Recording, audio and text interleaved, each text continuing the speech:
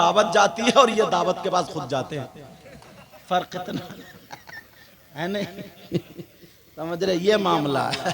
पता चल जाए बंदे को, फिर कैसे पहुंचता है ये जाने। हाँ सही बात है।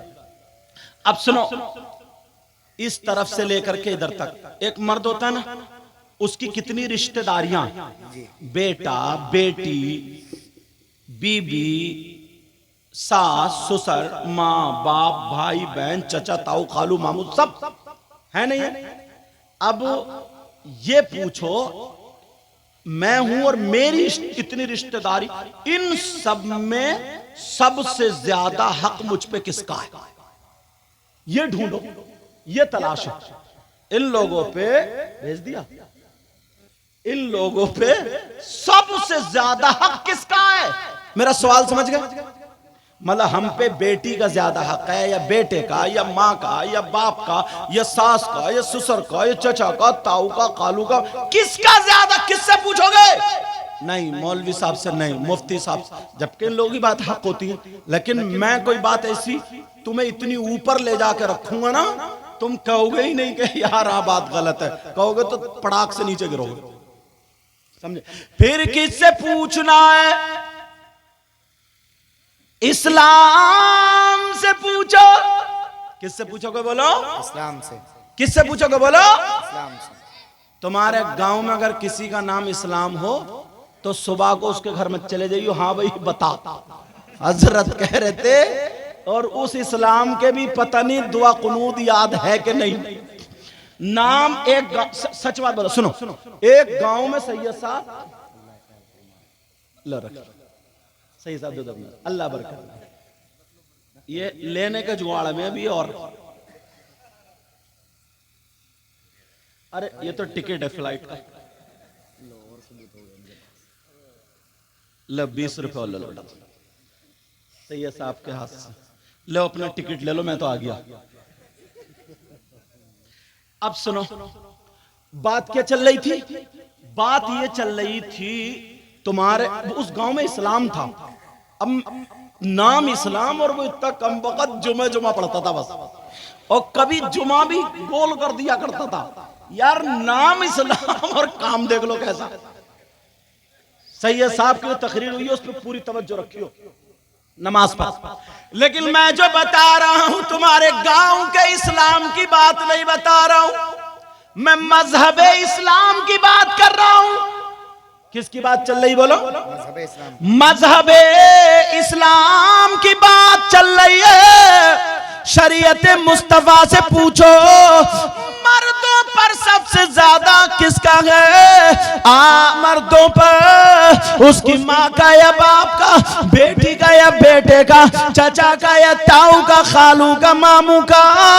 तो मजहब इस्लाम ये कहता है, शरीयत मुस्तफा ये बताती है, मर्दों पर बेटे से ज्यादा, बेटी से ज्यादा, बीवी से ज्यादा, भाई से ज्यादा, बहन से ज्यादा, साली से ज्यादा, सास से ससुर से ज्यादा इस्लाम ये कहता है, मर्दों पर सबसे ज्यादा उसकी माँ और बाप का है। नारे तकबीर, नारे रिसालत, मसलके आला हजरत, फैजाने आला हजरत, फैजाने औलिया इकराम, अजमते वालिदैन, माशाअल्लाह माशाअल्लाह। उसकी माँ और बाप का है।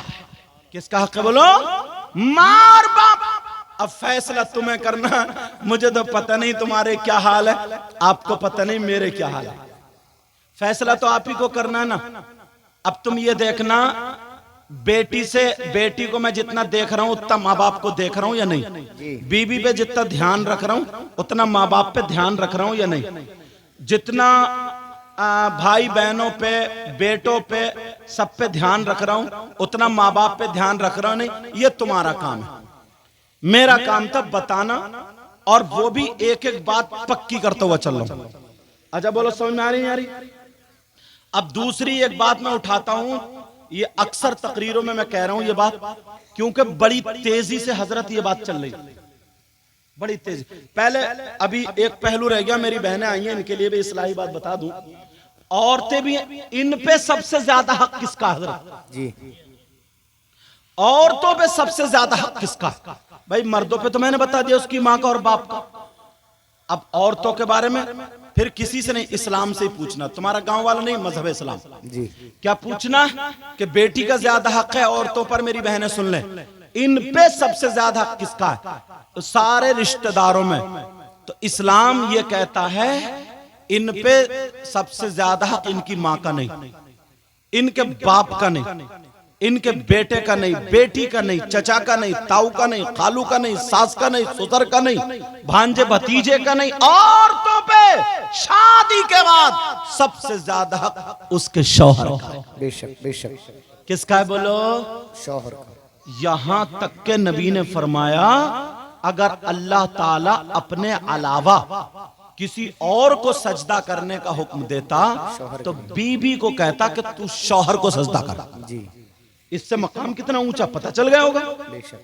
सजदा अल्लाह के अलावा किसी को नहीं है जायज, लेकिन नबी फरमाता अगर अल्लाह ताला हुक्म देता तो किसके लिए देता? शौहर के लिए।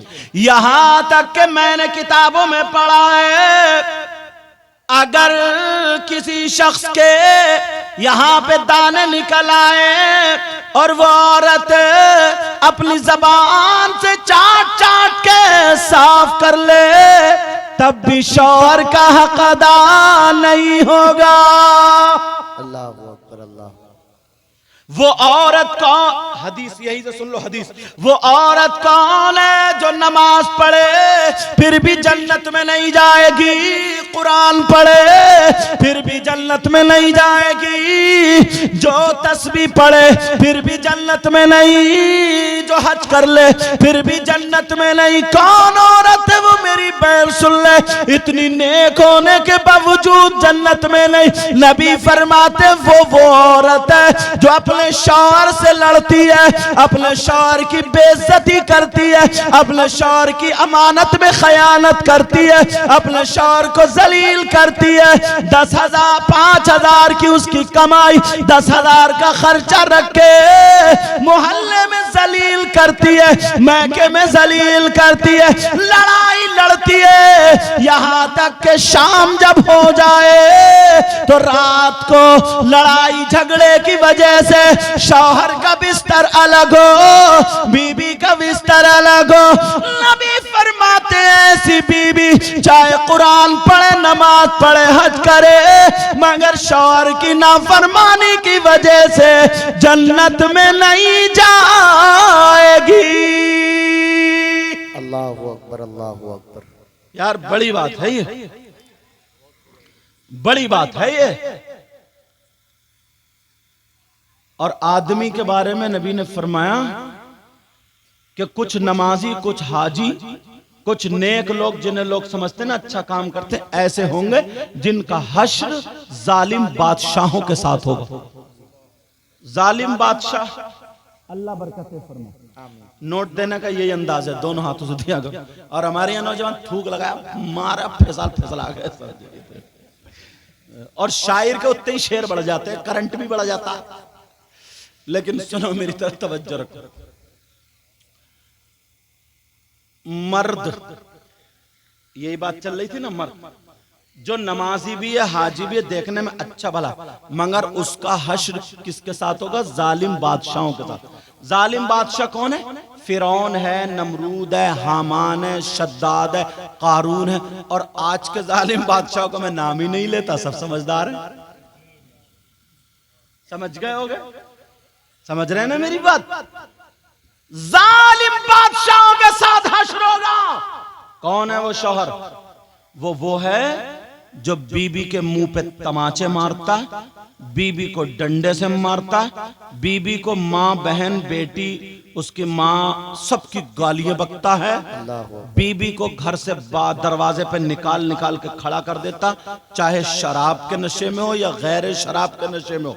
समझ रहे हैं? बीबी पे जो जुल्म करता है और ना हक उसको सताता है, तो नबी फरमाते हैं ऐसा चाहे नमाज पढ़े, कितने ही मुत्तकी परहेजगार कहलाए, मगर उसका हश्र जालिम बादशाहों के साथ होगा। बाज इतना बड़ा कम वक़्त है, जब तक 2-4 थप्पड़ ना मार देना महीने में, इसका खाना ही हजम नहीं होता। ये सोचता है ना, ये सोचता कि बाज मेरी मूंछ इसी से मोटी होगी, सबसे ज्यादा बीबी को सता लो। बीबी